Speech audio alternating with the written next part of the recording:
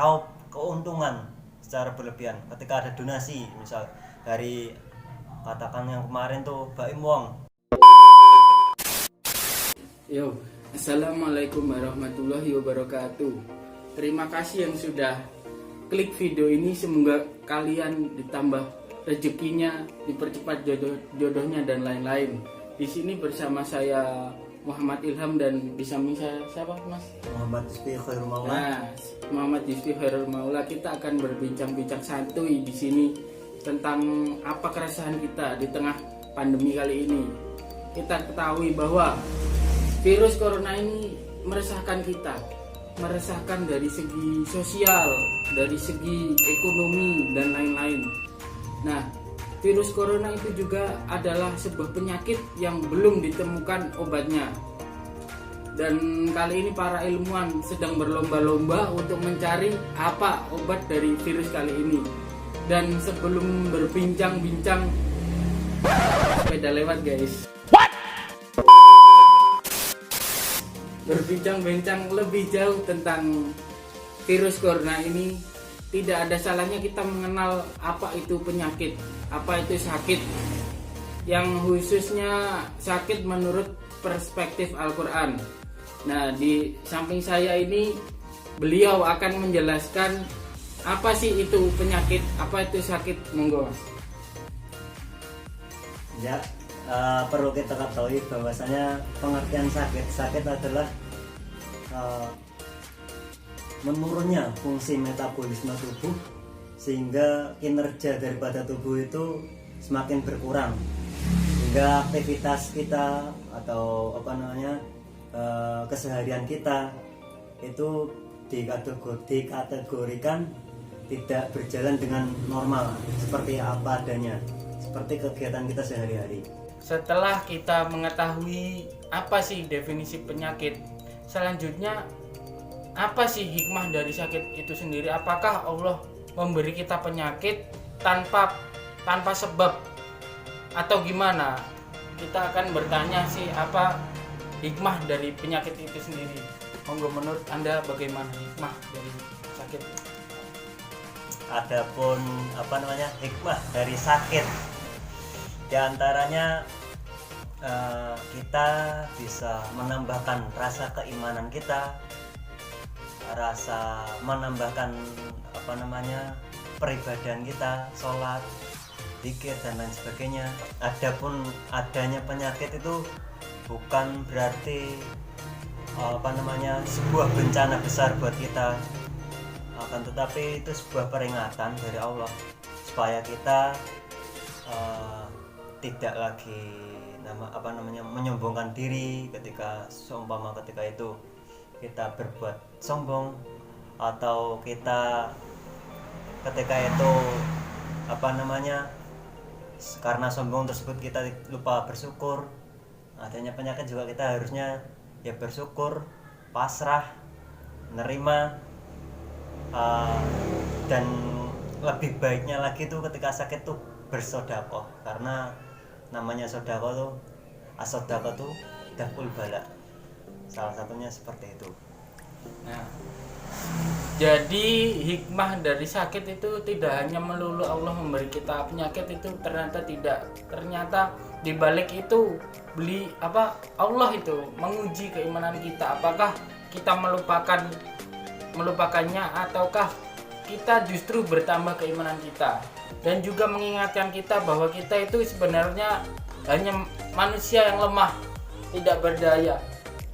Nah, selanjutnya setelah mengetahui apa sih definisi penyakit, apakah hikmah dari penyakit itu, dan kita juga harus mengetahui tentang jenis-jenis penyakit. Apakah penyakit itu hanya melulu batuk, pilek, ataukah pusing dan lain-lain?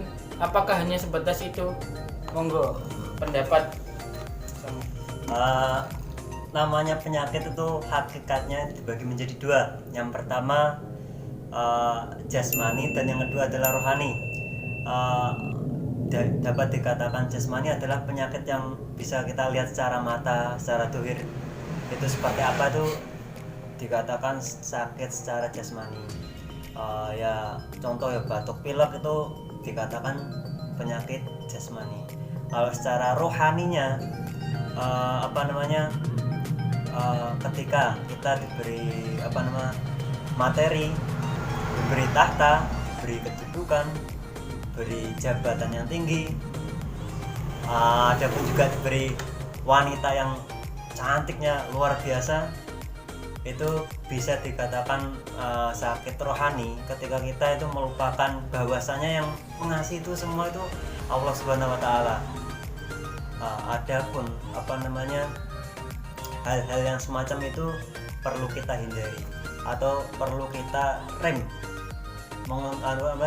bisa mengontrol sedikit-sedikit lah, jangan terlalu kebablasan.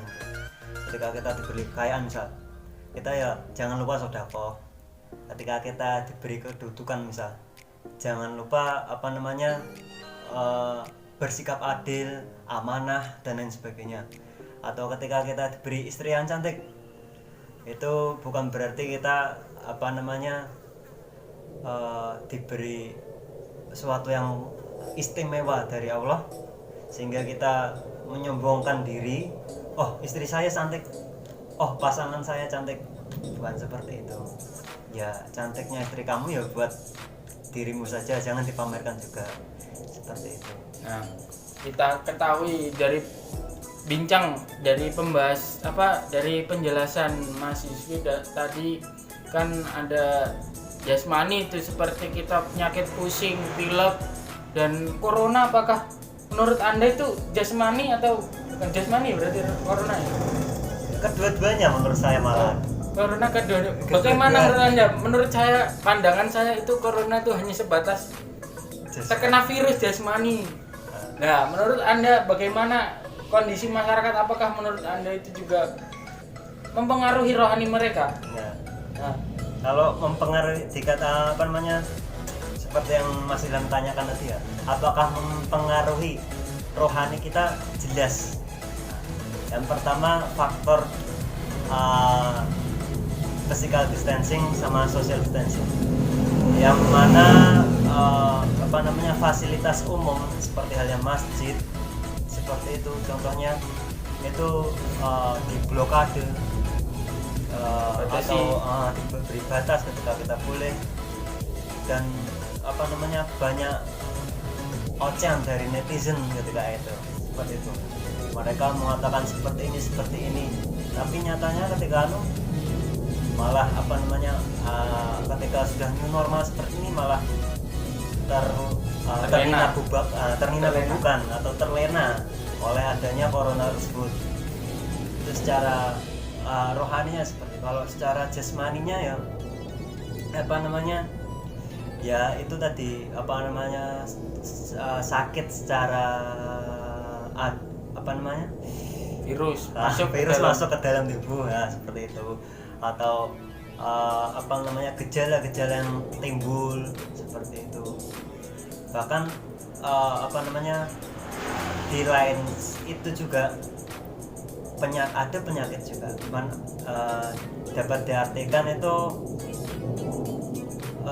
corona atau COVID-19 ini sebagai peluang untuk mereka sang penguasa atau sang penjilat lidah atau penjilat uang atau penjilat kekuasaan untuk meraup keuntungan secara berlebihan. Ketika ada donasi misal dari katakan yang kemarin tuh Baim Wong, terus dari siapa itu banyak Atta Halilintar, nah seperti itu mereka malah mengambil keuntungan dari itu banyak ya.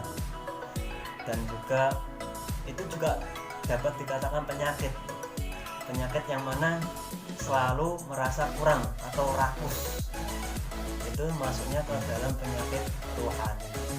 Dari penjelasan Mas Yusfi tadi, ternyata corona itu bukan cuma sekedar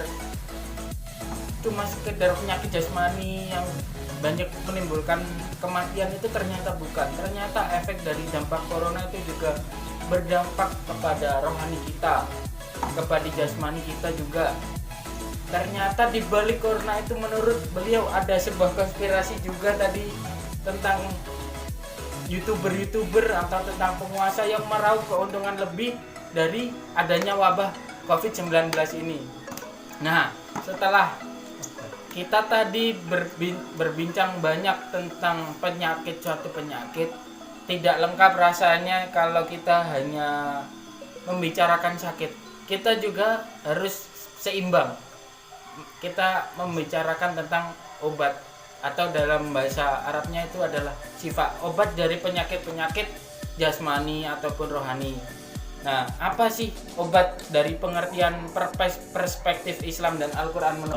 Dalam Al-Quran sendiri sudah tertulis ya, atau ya banyak juga ya ayat-ayat menerangkan tentang obat, seperti halnya madu, jahe, dan lain sebagainya.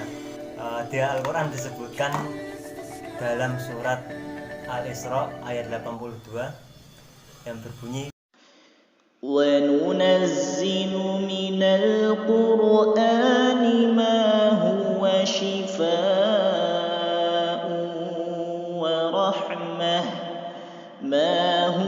شِفَاءٌ وَرَحْمَةٌ لِّلْمُؤْمِنِينَ وَلَا يَزِيدُ الظَّالِمِينَ إِلَّا خَسَارًا. yang pertama kata min, wa nazzilu minal Qur'an.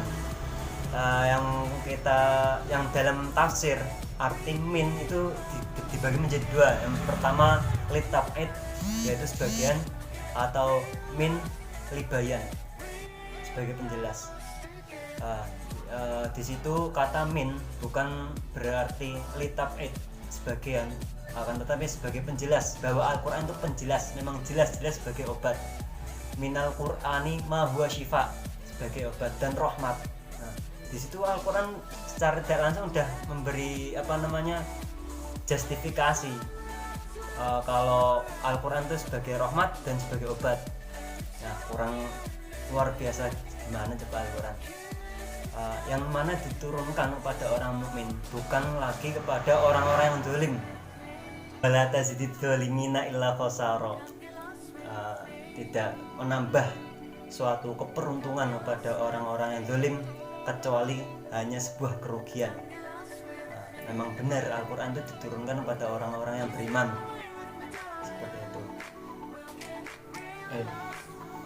Nah, setelah tadi dari penjelasan Mas Yusuf mengetahui tentang apa itu definisi obat dalam Al-Quran, dan saya tuh penasaran, kan jasmani seperti pilek, seperti batuk, itu kan ada obatnya, minum pil, mixagrip atau apalah. Nah itu. Dan sedangkan penyakit rohani itu apa obatnya? Apa obat agar penyakit rohani itu bisa sembuh? Gimana, Mas? Penyakit rohani bisa sembuh ya? Sulit sebenarnya ya, lumayan sulit lah. Kecuali kita itu memang berusaha atau memang benar-benar niat dalam hati untuk menyembuhkan penyakit rohani itu. Seperti contoh riya, kufur, syirik, kayak itu bisa disembuhkan dengan cara memang niat kita sungguh-sungguh. Yang pertama sholat, dengan sholat, yang mana sholat itu sebagai tiang agama ya, meskipun katakan bolong-bolong, akan tetapi memang kita memiliki niat yang sungguh-sungguh benar-benar. Di samping lain, ketika kita sholatnya bolong tapi kita mempunyai sifat yang buruk, sering maksiat, tapi kalau memang kita benar-benar atau sungguh-sungguh, insya Allah bisa. Yang kedua, dengan membaca Al-Quran yang saya sampaikan tadi ya, surat Al-Isra ayat 82 tadi ya, karena Allah menurunkan Al-Quran sebagai obat dan sebagai rahmat, yang mana rahmatnya Allah itu terbentang luas, tidak ada yang tahu kapan rahmat itu turun atau kapan rahmat itu bisa kita terima. Nah, yang ketiga adalah memperbanyak sedekah, yang seperti saya sampaikan di awal tadi, as-shadaqatu daf'ul bala. Sedekah itu menolak bala, yang mana sebuah kekufuran, kesyirikan atau sifat-sifat yang lain itu bisa, insya Allah bisa terhapuskan. Dalam Al-Quran juga tertulis wa idza maridtu fahuwa yashfin, surat Asy-Syu'ara ayat 80, bahwa ketika saya sakit Allah lah yang menyembuhkan. Ya, itu juga sebuah perspektif positif bahwasanya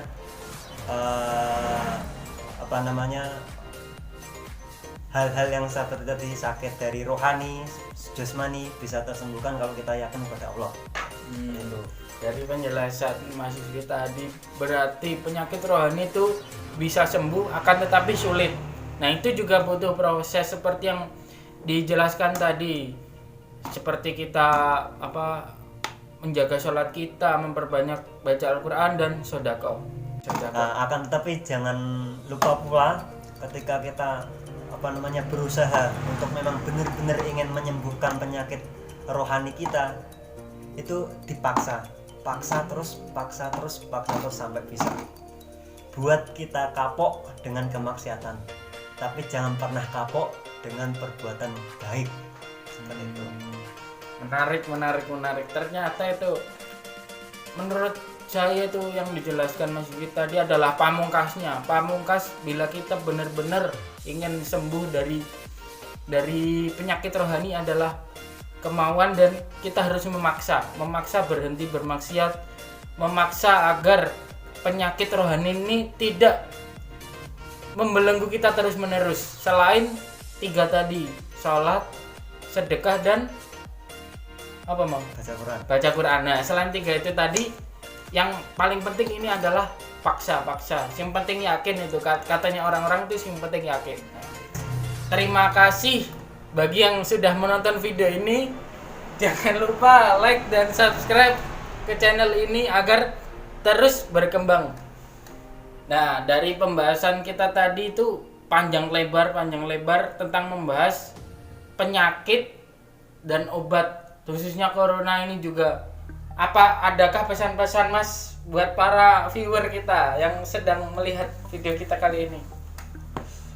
Ya, pesan-pesan untuk para netizen ya, yang sakit semoga cepat sembuh, yang sehat jaga kesehatannya. Kondisi lagi seperti ini tetap jaga jarak, patuhi protokol yang ada. Kita jangan pernah sombong dengan apa yang kita punya, jangan pernah sombong ketika kita tetap sehat, karena yang mengatur skenario itu adalah Allah Subhanahu wa Ta'ala. Begitu saja dari saya. Nah, sebenarnya saya juga mau mengingatkan kepada teman-teman tentang tadi, ternyata sudah didahului oleh Mas Yusfi. Sekian dari video kali ini, tugas kali ini. Kita juga memohon maaf kepada teman-teman, terkhususnya dosen kita Pak Ashad, apabila kita mewakili teman-teman dalam perkuliahan banyak melakukan kesalahan. Mohon maaf sebesar-besarnya, karena kita ketahui bahwa kemarin Idul Fitri tidak bisa kemana-mana, stay at home, tetap di rumah, stay safe ya. Selanjutnya terima kasih buat yang sudah menonton video ini, dan wassalamualaikum warahmatullahi wabarakatuh. She's sitting up in the front of the class, using that ass, she gonna pass. Keeping her pad and her pen in her lap. She been so bad with the men in her past. Now she just want the professor so bad. I'll give her lessons that she never had, like taking a freshman and teaching her